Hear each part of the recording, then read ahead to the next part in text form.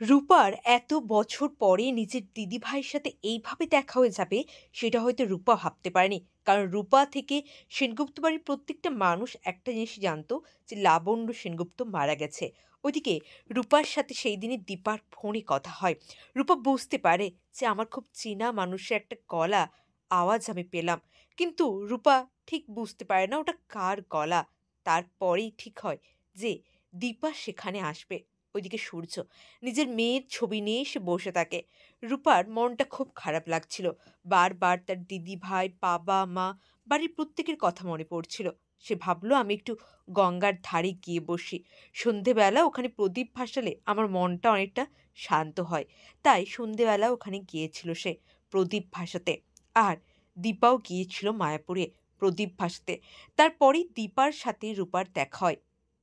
কিন্তু নিজের মায়ের থেকে পালিয়ে যায় রূপা। কিন্তু নিজের দিদিভাইয়ের থেকে পালাতে পারল না। কারণ লাবণ্য সেনগুপ্তের এরকম অবস্থা যেটা দেখে রূপা নিজে অবাক হয়ে গেল।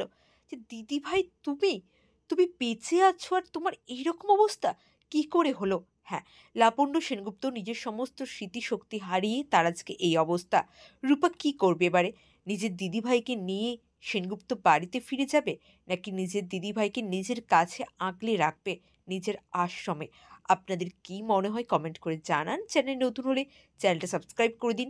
নতুন রূপে অনুরাগের ছোঁয়া। সোনা রূপা বদলে এখন বড় সোনা রূপা।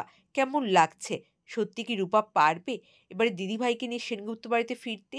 নাকি দিদিভাইকে নিয়েই সে আশ্রমে চিরস্থায়ী হবে? হ্যাঁ বন্ধুরা, আপনাদের কি মনে হয় অবশ্যই কমেন্ট করে জানাবেন। আর কেমন লাগছে এই নতুন রূপের অনুরাগের ছোঁয়া কমেন্ট করে জানাতে কিন্তু একদম ভুলবেন না।